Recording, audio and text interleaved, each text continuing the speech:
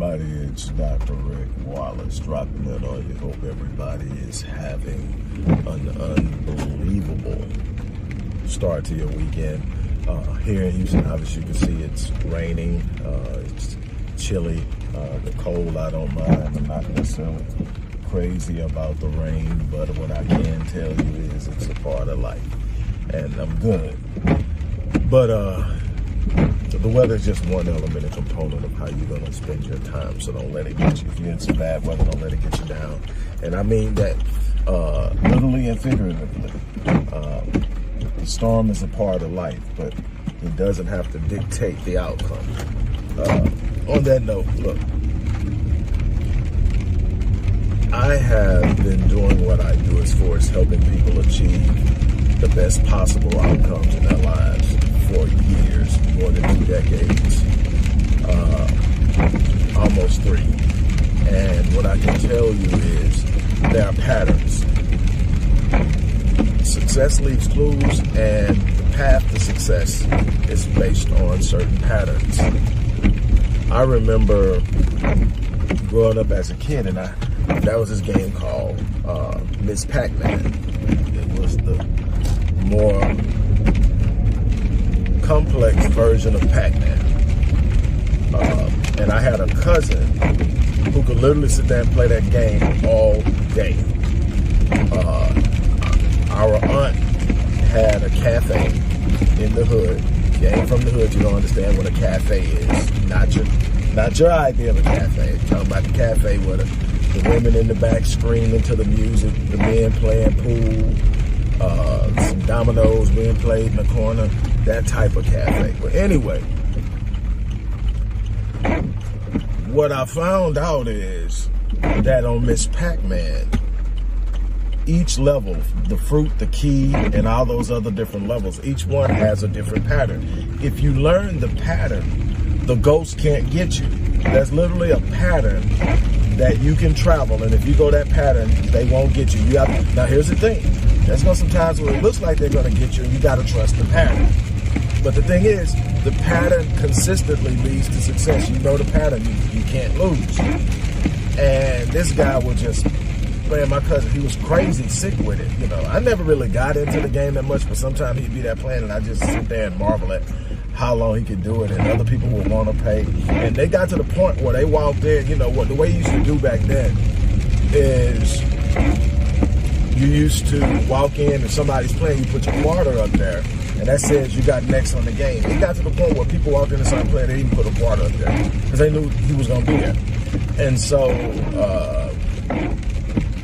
what am I saying? I'm saying that a lot of you aren't paying attention to the patterns that you're traveling, that you're living, that you're executing. You're not paying attention to the cycles that you are moving in, and you're frustrated with the outcome, but you don't realize you're creating the outcome. When I work with people, the thing that I'm looking at the most is how I can help them realize certain behaviors, certain ways of thinking, certain patterns that are contributing to the negative results they're getting. Then introduce them to positive thinking, positive patterns, practicing principles that are directly associated with success, and create habits that over time consistently produce winning results. Now, people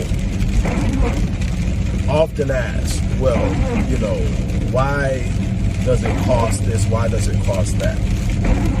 And my question in return is, my answer is in the form of a question. Well, how much is future success to you? How much is touching your dream worth to you? How much is not having to ever go through XYZ again? How much is it worth to you? How would it feel if you never had to XYZ? If you never had to worry about a bill again? How much is that worth to you? If you could save your marriage, how much is that worth to you? If you could start your first business, or if you could save your current business, how much is that worth to you? I see far too many people who complain about investing in themselves, spending thousands on bags, car notes they can't afford,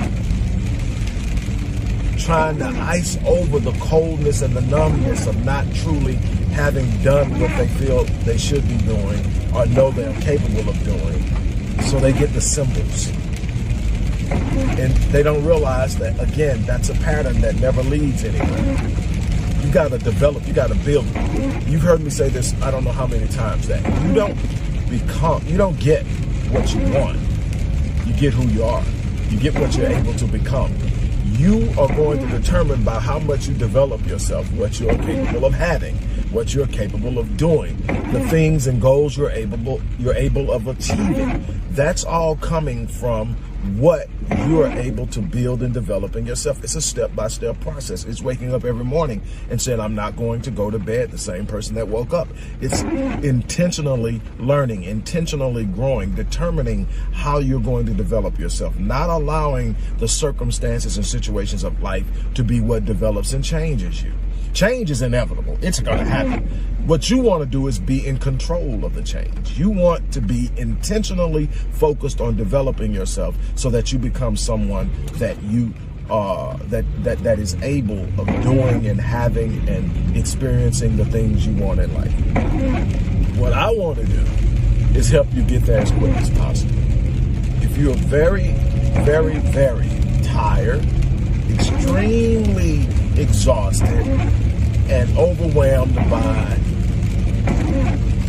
the inability to touch that dream, to have that business, to have that home, to have that relationship, to reach that number in your bank account, whatever it is, it starts here. Let me help you get there. In the description box of this video, the post box, wherever you find the written content associated with this video, you're going to find a couple of links and a couple of offers. Find the one that matches to you. These offers are not going to stay on the table very long at all. And I want you to have a chance to win. So go there, click the link, find the one that works for you. Let me work with you to close this year out strong. That's another thing as I close out. Stop with the New Year's resolutions. It doesn't work. It's a horrible, horrible practice. New Year's, by mental concept, is a time of transition because we see it as leaving something old and into something new. It, in our minds, mentally and emotionally and spiritually, becomes a time of transition. You don't go through transition and then start from a complete stop. It is the hardest thing in the world to do. What you do in time of transition is you prepare yourself moving towards the moment of transition, build momentum, enter into the transition with that momentum, come out into the new phase already moving. That's how you change. You develop habits moving into moments of transition, whether it's your birthday, whether it's a new year, whether it's an anniversary, whatever it is, you develop momentum moving into it, not after it arrives. So again, this is the time to start the change. I'm challenging every last one of you. Let's step up. Let's make it happen. Let me help you. The link is in the description box. On that note, I'm out of here. You guys have an unbelievable day.